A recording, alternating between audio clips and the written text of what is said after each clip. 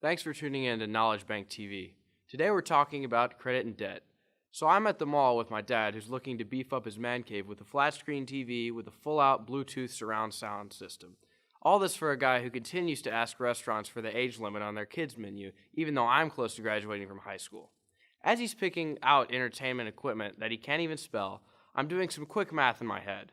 It doesn't take long for me to realize that I've either carried too many ones or my dad doesn't realize that the sticker prices are in dollars and not pesos. I don't remember our exact total, but I do remember that it had a comma in it.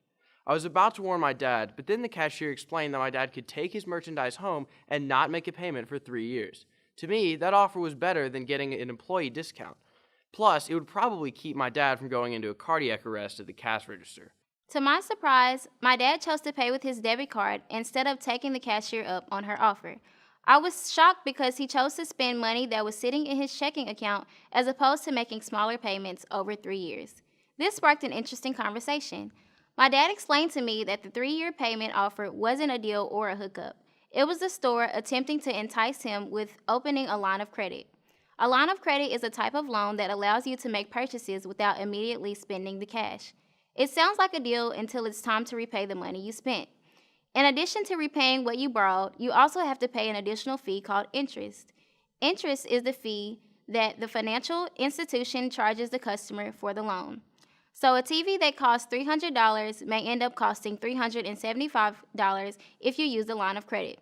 That's a bad deal. I learned so much through this experience. For instance, the store offered my dad an open line of credit, which would allow him to use his credit line over and over again as long as his spending stayed below a predetermined limit. Credit cards are open lines of credit, which differ from debt instruments like installment loans. An installment loan is a loan that is repaid with scheduled payments for a fixed period of time. Car loans, home loans, and student loans are examples of installment loans. Someone's total loan balance is called debt.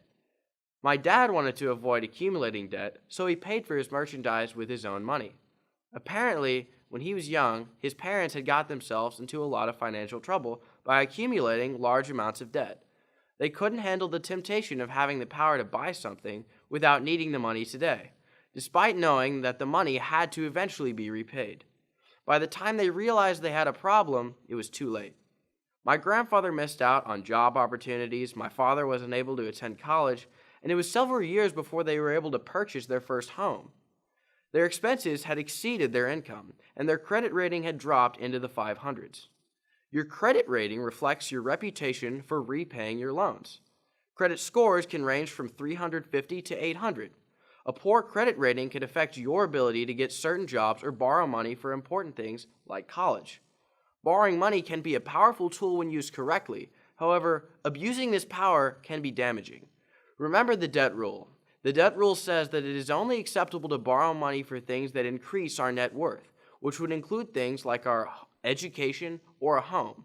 Our goal should be to own more than we owe, and responsibly managing debt is critical to that goal. My dad had been saving money for several months so that he could buy the man cave of his dreams, and it only took discipline, time, and a plan. Thanks for tuning in. Next week, we'll be talking about investing.